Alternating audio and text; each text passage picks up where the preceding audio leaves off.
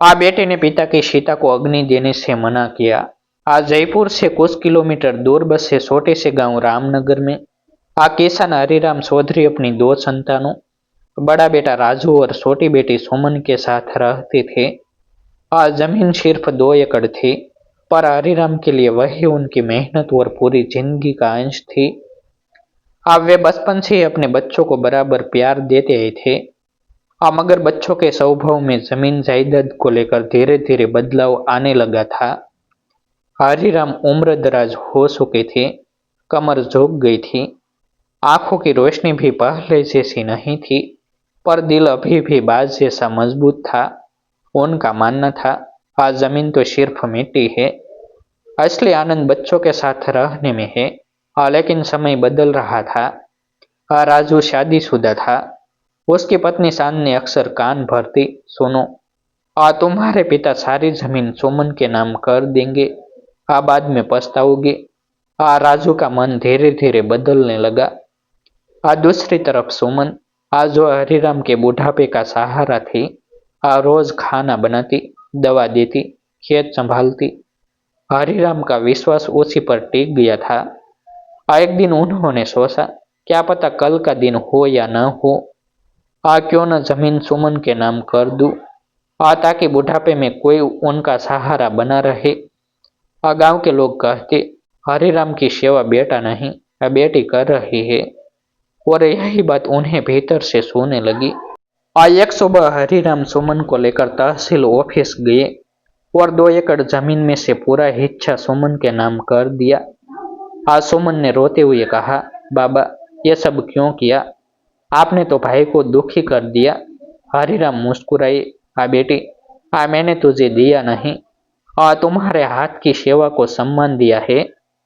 आज सुमन ने यह बात अपने तक ही रखने की कोशिश की, लेकिन राजू तक खबर पहुंचने में ज्यादा वक्त नहीं लगा। राजू आग बबूला हो उठा, तो हम क्या बेगाने हैं? क्या मैं बेटा नहीं? मेरी हिस्सेदारी पर डाका डाल दिया। गुच्छा इतना बढ़ा कि उसने महीनों पिता से बात करने तक बंद कर दी। हरिराम टूटते गए, पर कुछ नहीं बदल सके। उस रात ठंडी हवाएं चल रही थी। हरिराम अपने पुराने लकड़ी के खाट पर लेटे खांस रहे थे। सुमन पास बैठी पंखा चल रही थी। उन्होंने धीमे स्वर में कहा, बेटी, लगता है अब यह शरीर ज्यादा साथ नहीं देगा। सुमन ने तुरंत पानी दिया, लेकिन कुछ ही पलों बाद हरिराम का हाथ ढीला पड़ गया। उसकी चीख, बाबा, बाबा, पूरे मोहल्ले में गूंज गए। राजू भी दौड़ता हुआ आया, पर अब बहुत देर हो चुकी थी। गांव में खबर फैल गई, हरिराम चौधरी का देहांत हो गया है। पूरा गांव इकट्ठा हो गया। लकड़ी, अर्थी, तैयारियां सब होने लगी, पर सबसे जरूरी कर्म अग्नि देना बेटे का कर्तव्य होता है। जब अंतिम संस्कार का समय आया, राजू चुपचाप पीछे खड़ा था। पंडित बोले, बेटा आओ, पिता को अग्नि दो। राजू वहीं खड़ा रहा, और उसकी आवाज कांप रही थी, लेकिन शब्द चौंका देने वाले थे। मैं अग्नि नहीं दूंगा। जिसने मुझे बेटे का हक नहीं दिया, मैं उसे बेटा बनकर विदाई नहीं दूंगा। हर कोई हैरान रह गया। सुमन रोते रोते बोली, भैया, ये क्या कह रहे हो? अपनी मिट्टी को आग नहीं दोगे? राजू बिफर पड़ा, मेरी आंखों में धूल झोंक कर जमीन अपने नाम करवा ली, और अब मुझसे बेटे वाला फर्ज निभाने को कह रहे हो? नहीं, मैं नहीं करूंगा अंतिम संस्कार। गांव के बुजुर्ग यह सुनकर दंग रह गए। हरिराम का शव 23 घंटे तक घर में रखा रहा। पड़ोसी आ जा रहे थे, पर राजू अपनी जिद पर अड़ा हुआ था। घर का वातावरण शोक से ज्यादा कटुता से भर चुका था। सुमन के लिए जमीन हमेशा बेकार थी, क्योंकि उसकी दुनिया में सिर्फ उसके पिता थे। लेकिन भाई के कारण पिता की आत्मा अटकी हुई थी। आज सुमन रोते हुए बोली, अगर जमीन ही चाहिए तो ले लो भैया, अब मुझे सिर्फ बाबा को विदा करना है। लेकिन राजू जिद में अंधा हो चुका था। यह जमीन मेरी भी है, आधी आधी बांटो, तभी मैं लकड़ी उठाऊंगा। लोग समझा रहे थे, राजू, अब आपके अंतिम कर्मों को जमीन से मत तोलो। पर वह नहीं माना। मामला बढ़ता गया। और आखिरकार परिवार के बड़े बुजुर्ग बुलाए गए। आज सभी को चौपाल पर बैठाया गया। आ राजू, सुमन, आ सासा गणपत, आ मौसी लक्ष्मी, आ गांव के दो सरदार और कई लोग। आ सासा गणपत ने दृढ़ आवाज में कहा, आ राजू, हरिराम ने अपनी सेवा करने वाली बेटी को सम्मान दिया, इसमें गलत क्या? आ राजू बोला, गलत क्या? आज मुझे बेदखल किया, कल मेरे बच्चों का क्या होगा? मैं भी इंसान हूँ, मुझे हक चाहिए। सुमन आंसू पोंछ रही थी। मौसी लक्ष्मी बोली, राजू, जमीन की खातिर पिता की आत्मा को रोके रखना पाप है। कुछ देर की खामोशी के बाद फैसला आया। 2 एकड़ जमीन बेटा और बेटी में, बराबर 1 एकड़ राजू के नाम, 1 एकड़ सुमन के नाम।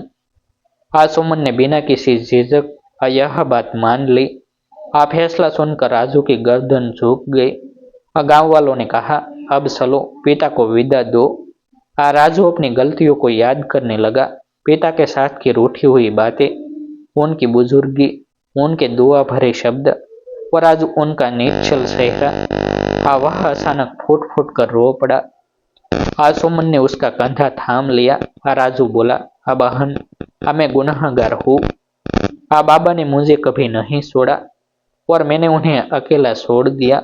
उस पल राजू सिर्फ बेटा बन गया था, जमीन का मालिक नहीं। राजू ने कांपते हाथों से पिता के अर्थी को कंधा दिया। पूरा गांव भावुक हो उठा। घाट पर सीता सजाई गई। पंडित की आवाज धीमे से गूंजी, बेटा अग्नि दो। राजू ने दिया उठाया, हाथ कांप रहे थे। उसने सीता के पास जाकर कहा, बाबा माफ कर देना, आज जमीन ने मुझे अंधा कर दिया था, पर आपका प्यार मेरी आत्मा खोल गया। उसने अग्नि दे दी। आज ज्वालाएं उठी। सुमन रोते हुए पास ही बैठ गई, पर उसके दिल में एक शांति थी। पिता को उनका बेटा मिल गया था। लेकिन कहानी यहाँ खत्म नहीं होती। क्योंकि राख के बाद उठी उस आग ने इस परिवार की जिंदगी को हमेशा के लिए बदल दिया। हरिराम की सीता से उठता धुआं धीरे धीरे आसमान में विलीन हो रहा था। लेकिन उसके साथ घर में बिखरा हुआ दुख, टूटे रिश्तों की शीशकिया और निर्णयों की गर्माहट अभी भी चारों ओर फैली हुई थी। राजू और सुमन दोनों घाट से लौटे, मगर इस बार उनके कदम पहले जैसे भारी नहीं थे। दोनों के बीच वर्षों से खड़ी दीवार पहली बार दरकने लगी थी। घर लौटते ही राजू की पत्नी चांदनी ने तानी भरी आवाज में कहा, तो आखिर तुमने जमीन का आधा हिस्सा लिया ही लिया।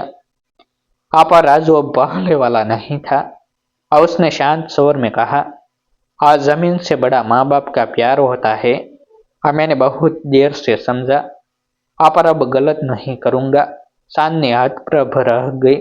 राजू पहली बार इतने दृढ़ और बदले हुए स्वर में सामने खड़ा था। अगले दिन दोनों भाई बहन कागजों पर साइन करवाने के लिए गए। रजिस्ट्रार के सामने खड़े होकर सुमन अचानक बोली, भैया, मुझे जमीन नहीं चाहिए। बाबा ने मुझे प्यार से दिया था और आपसे मिलकर उन्होंने यही चाहा होगा कि हम साथ रहे। यह 1 एकड़ आप रख लो। राजू सौंक गया। नहीं सुमन, अगर तुमने ये कहा होता उससे पहले, तो शायद मैं कभी नहीं समझ पाता कि रिश्ते जमीन से बड़े होते हैं। उसने दस्तावेज सुमन की तरफ बढ़ा दिए। तुम्हारा इच्छा तुम्हें मिलेगा, यही न्याय है और यही बाबा की असली विरासत। सुमन की आंखें भर आई। हरिराम की मौत के बाद जो विवाद गांव में चर्चा का विषय बना था, अब वही बदलाव की मिसाल बन गया। बुजुर्ग कहते, देखो, जमीन बांटने से घर नहीं टूटता, लालच बांटने से टूटता है। लोग अपने बच्चों को ये कहानी सुनाने लगे कि कैसे एक पिता की सीता ने बेटे को इंसान बना दिया। उस रात राजू अपने पिता की तस्वीर के सामने बैठा रहा। उसने धीरे से कहा, बाबा, अब समझ आया। बेटा होने का धर्म सीता पर नहीं, जीवन भर निभाया जाता है। उसने प्रतिज्ञा की कि अब वह जमीन की जगह रिश्तों की जड़ों को सींचेगा। अगली सुबह उसने सुमन से कहा, बहन, तो ही तो इस घर की रोशनी है। अगर तू न होती तो मैं पिता की अंतिम यात्रा भी पूरी न कर पाता। आज सुमन मुस्कुरा दी। भैया, घर रोशनी से नहीं, आमेल बांटकर जीने से चलता है।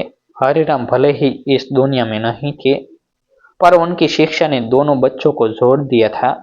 आ घर में पहली बार वर्षों बाद आज सभी ने एक साथ भोजन किया।